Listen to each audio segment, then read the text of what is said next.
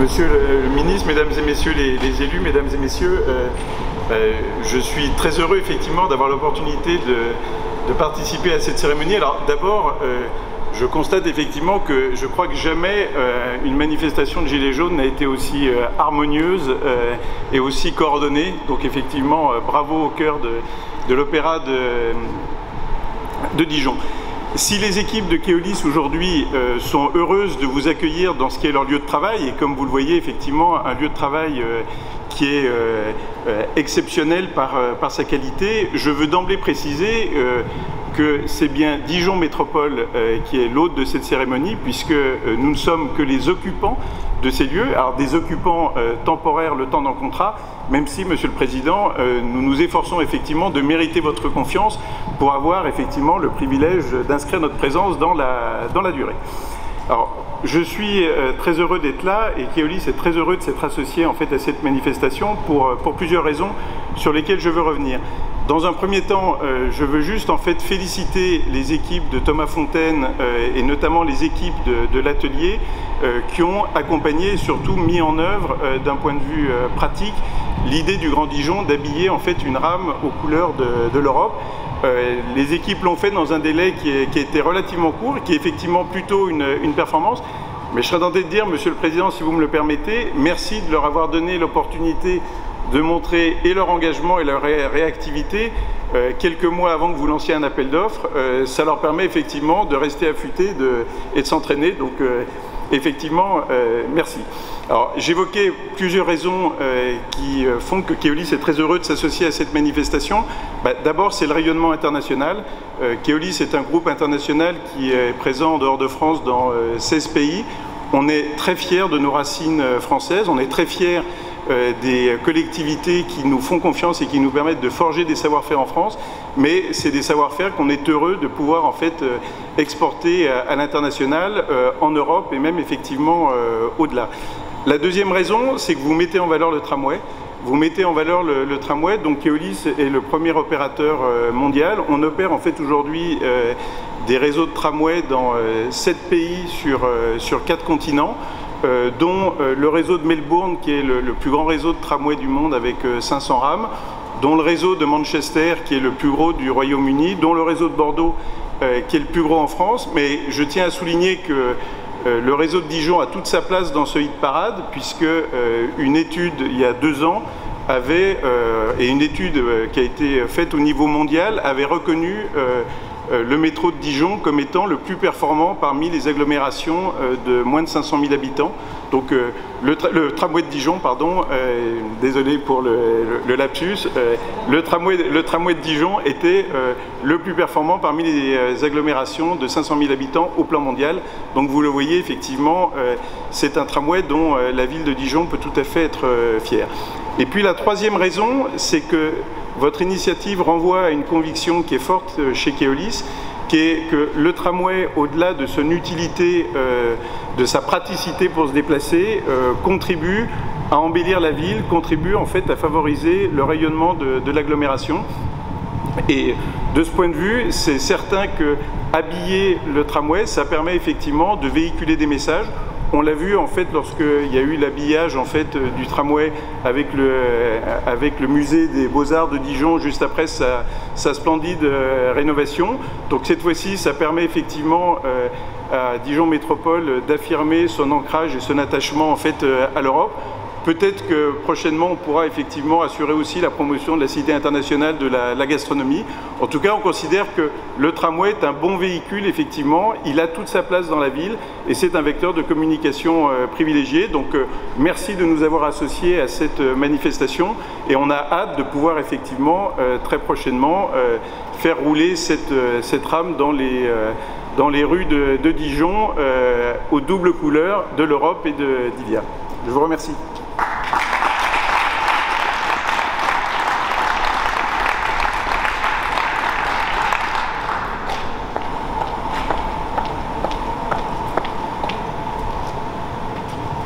Bien, bonjour à toutes et à tous.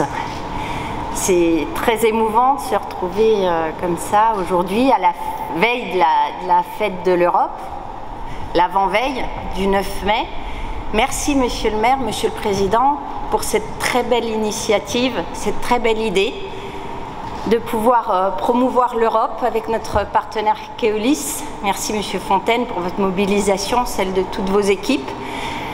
Pour cet habillage sublime aux couleurs de l'Europe qui permettront de partager avec nos concitoyens, nos habitants, non seulement les valeurs de l'Europe auxquelles à Dijon nous croyons et nous sommes très attachés, mais aussi le fait que la plupart de nos coopérations sont avec des villes européennes, justement, des partenariats que les Dijonnais ne connaissent peut-être pas assez encore. Donc à travers le tramway, leur voyage dans le tramway, ils pourront découvrir ou redécouvrir les villes partenaires.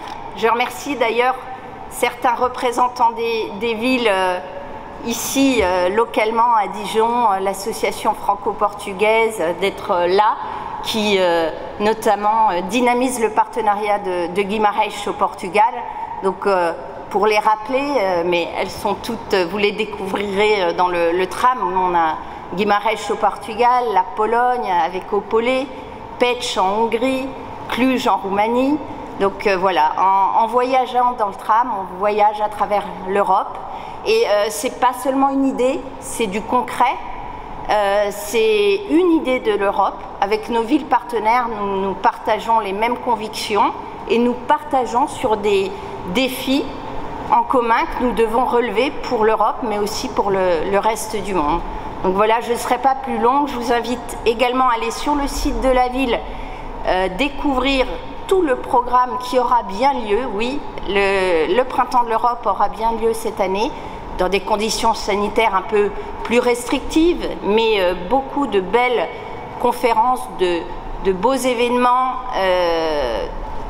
promus par et soutenus par la ville, mais surtout qui sont l'œuvre de nos associations très dynamiques. Donc tout est sur le site de la ville, ainsi que le Facebook Europe Internationale de la ville de Dijon. On a hâte de voir circuler la tram et un grand merci à toutes et à tous. Merci.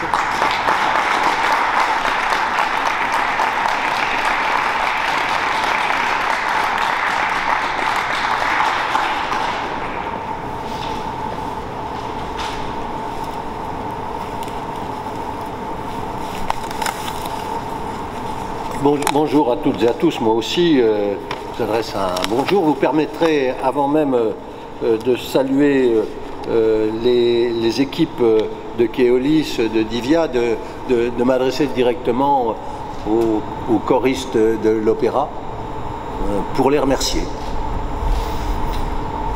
Arriver à chanter avec un masque, j'ai vu que c'était assez difficile. Certaines avaient besoin d'un peu d'air pour sortir un magnifique son sur cet hymne de l'Europe. Et je voudrais ici vous dire combien on a plaisir à vous retrouver. C'est toujours un moment particulièrement émouvant de vous voir sur scène, mais ici, à cet instant, dans ce lieu. Je suis sûr que toute l'équipe ici de Keolis représentée, de Divia, est très fière que vous soyez venus, très heureuse que vous soyez avec nous. Je remercie Dominique Pitoiset et toute l'équipe de l'opéra. Bravo et merci. Je voudrais qu'on vous applaudisse encore.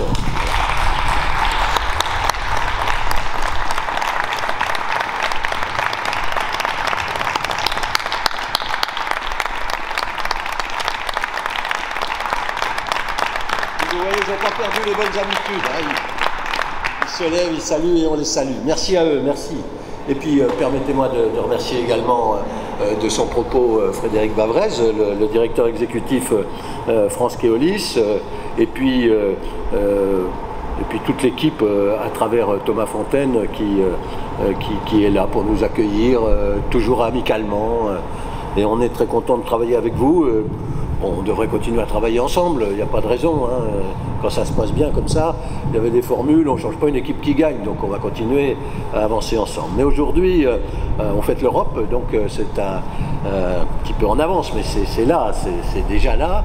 Et c'est toujours aussi un grand moment de découvrir là cette rame de tram habillée aux couleurs de l'Europe, avec un tour d'horizon, ça a été fort bien dit par Sladana Zivkovic, des villes qui sont nos villes partenaires.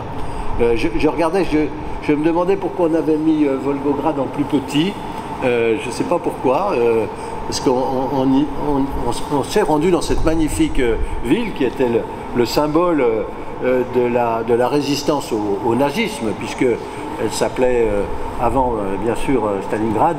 Et donc, voilà, c'est une ville de plus d'1 million d'habitants, elle mérite à être vue.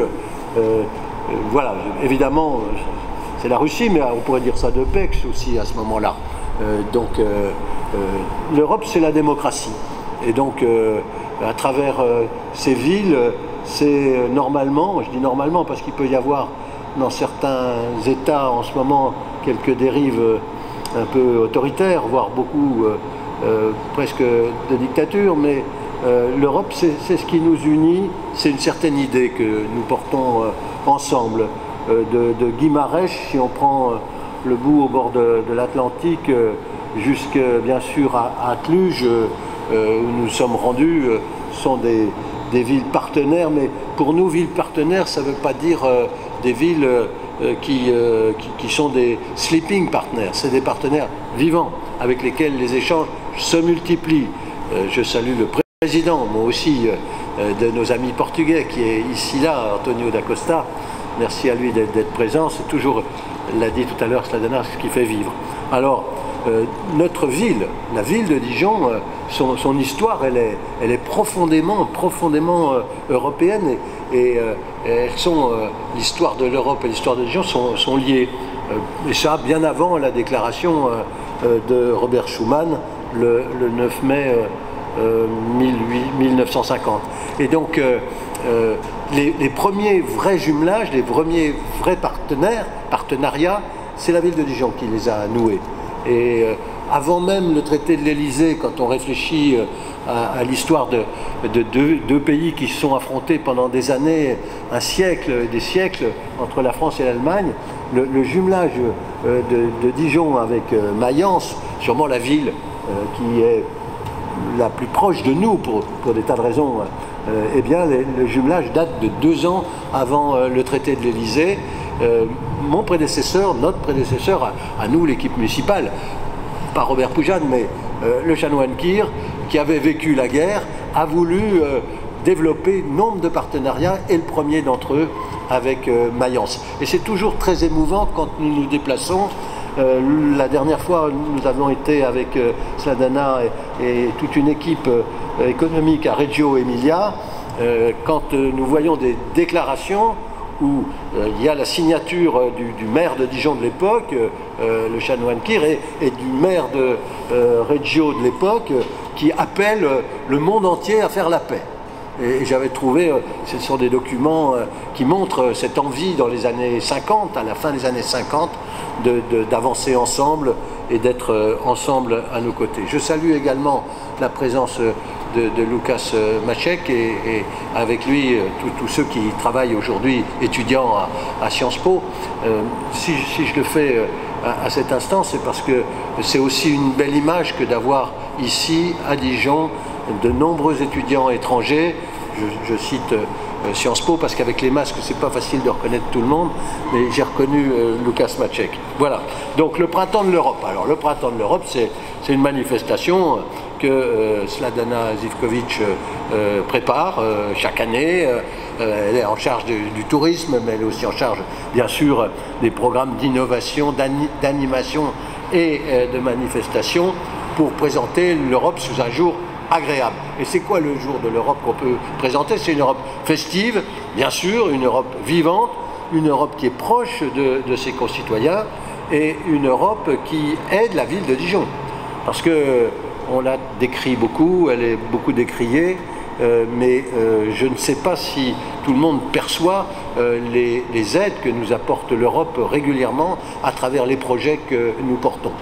Le premier d'entre eux, et le plus important, c'était justement le tram, la construction du tram. Rien n'aurait été possible sans la Banque européenne d'investissement, qui nous avait accordé plusieurs centaines de millions d'euros de fonds d'avance à des taux tout à fait intéressants, bien avant la crise, pour que nous puissions lancer cela.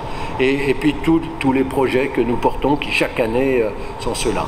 Et quand on dit ça, on se tourne d'abord vers la jeunesse, on pense à la jeunesse, parce que l'Europe, ça doit être l'espoir de la jeunesse. Dans 2 jours, ça sera la fête de l'Europe, mais dans 2 jours, je fêterai aussi les 40 ans de l'élection de François Mitterrand.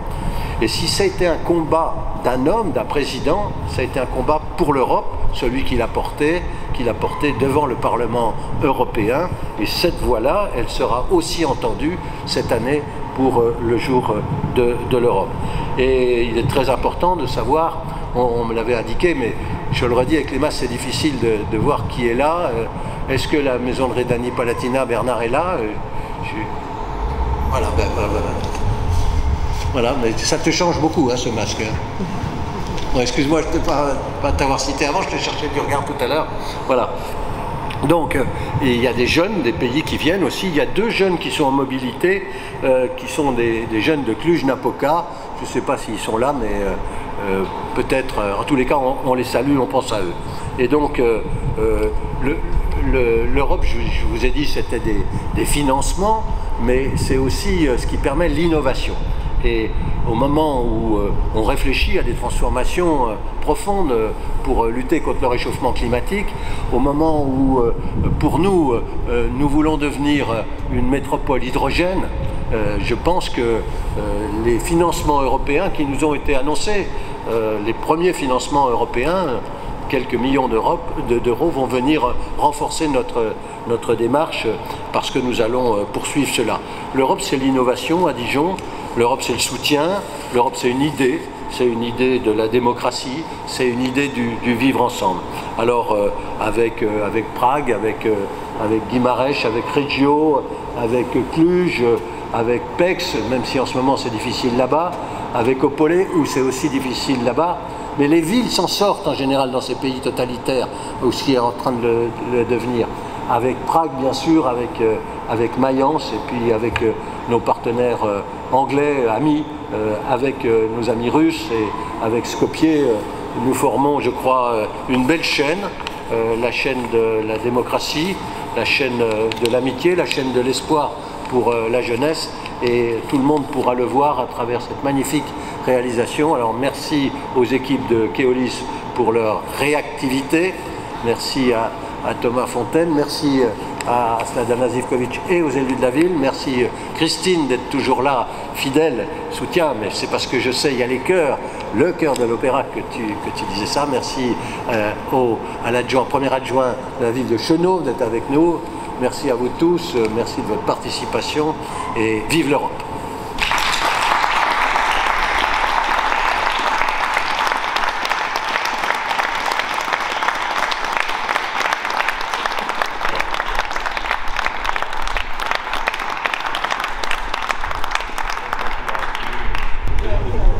Allez-y.